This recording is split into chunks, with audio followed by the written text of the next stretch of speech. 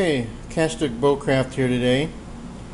What I'm going to do before I start inletting the internal mechanisms of the flintlock or the lock plate, what I thought I would do is figure out exactly where the ramrod hole extends all the way through to the back of the breech.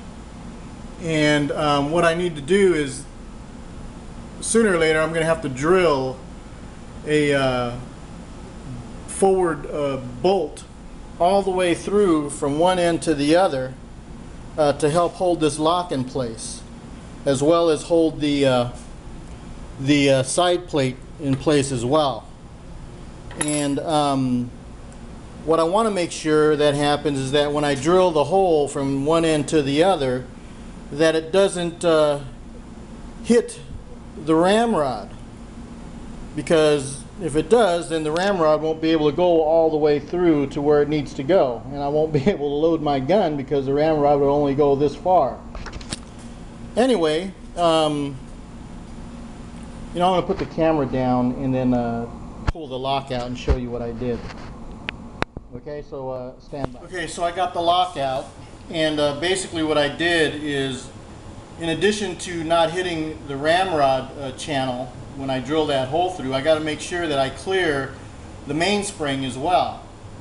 So what I did, I just placed the mainspring into the lock, and I marked it down, where the clearance was, and just basically transposed that mark along to the outside of the lock here, so that I could see it better.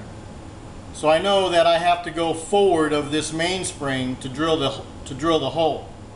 So I've got that down, and I'm going to put the lock back into the stock here and show you what else I've done.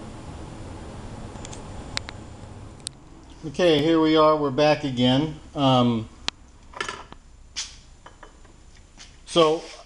then what I did, I put the lock back into the stock, and I marked the line on the stock itself. I don't know if you can see that. And I basically continued that line onto the other side so I get a close idea of where the side plate hole is supposed to go. Okay?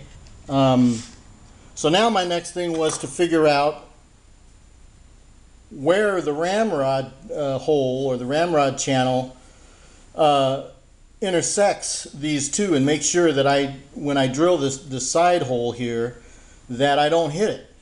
And basically what I did, I just got a long drill bit here and inserted it into the ramrod channel all the way down, and then I drilled a hole through the top. You could see there's two holes here. The first hole I missed, and I drilled completely through completely through the stock, but I don't care about that. It's just a small hole and I can patch that up.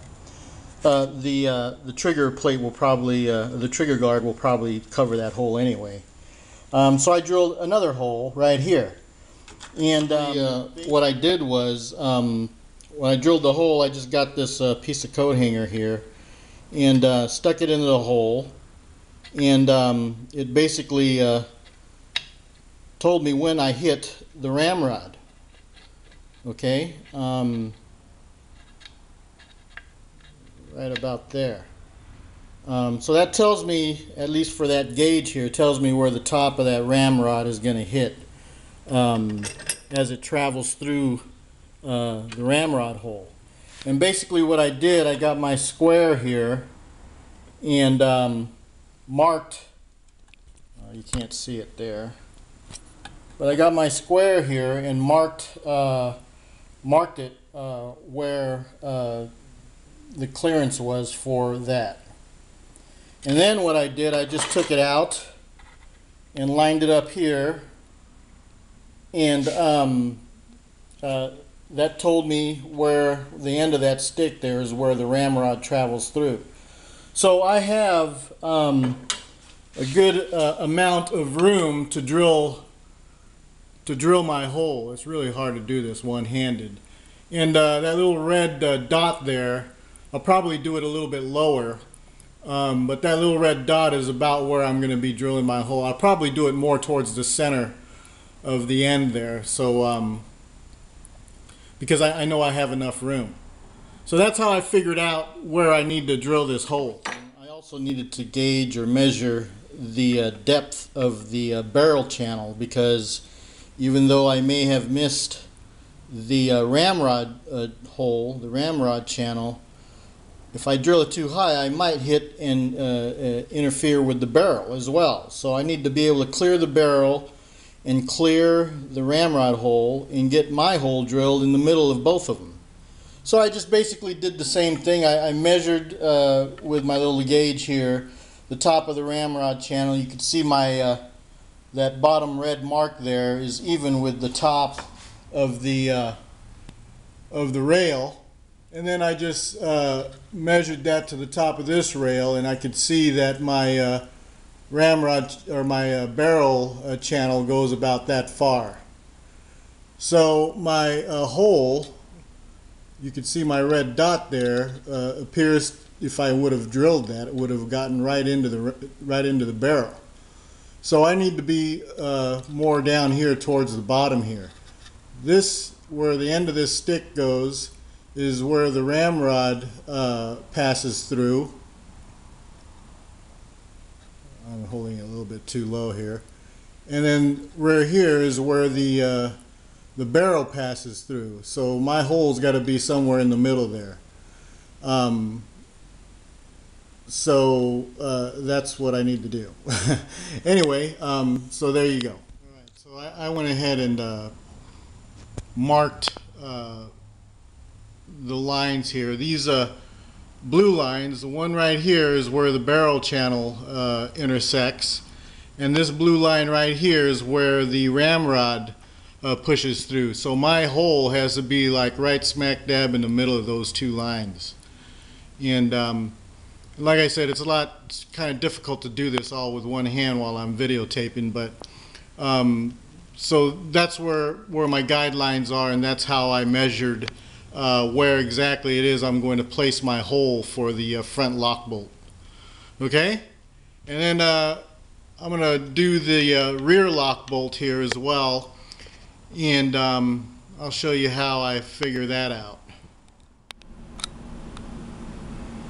Okay, so we're back, and now what I'm going to do is lay out the rear lock plate bolt.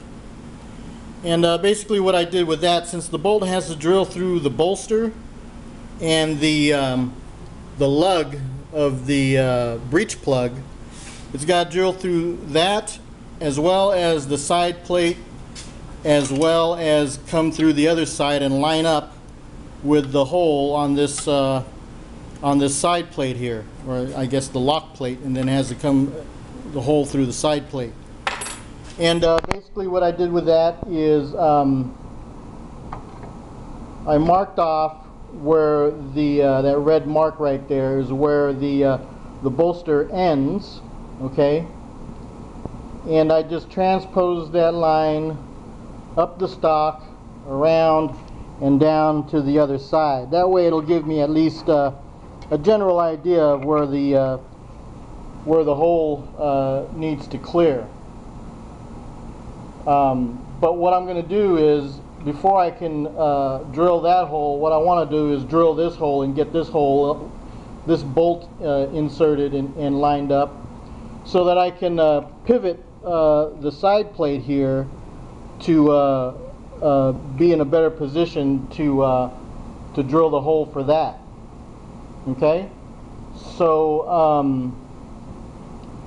that's how I laid that out. It's a little bit easier or simpler to do that because there's not so much stuff that you have to clear on this one, but nevertheless you still have to drill through and make sure that your barrel and your breech plug tang and your side plate and your lock plate are pretty much lined up to where you want them to be, because you know, once you drill the hole you can't refill it again. So that's how I lay out the rear plate bolt here. Also too, I want to make sure that, you know, I don't drill too low, because the bolster only goes about up to here. So you know, I'll just eyeball it and make sure that I'm within clearance. So there you go. That's how I lay out the rear bolt. What I'm going to do, I'm going to go ahead and drill these holes before I start to inlet the internals of the lock. The reason why is because I can use the bolts to tighten the lock here, so I can make sure that all the internal mechanisms are you know, functional and able to move freely inside the gun. So I'm going to go ahead and drill these 2 holes already. And when we get back, I'll show you how we do that. Okay, so there you go. Okay, what I decided to do too is also mark the center of the lug here, the breech plug lug, so I can make sure I get the hole drilled through that as well. And basically what I did, I just marked it up on top, placed the barrel back in the stock, and then continued that line down to right about there. So that's probably where I'm going to have to drill this hole, so I can get the lock plate through the bolt, or the tang, or the breech plug, and then out the other end through the side plate here. So so there you go. There's a little bit more accurate layout of where exactly that rear bolt is going to go.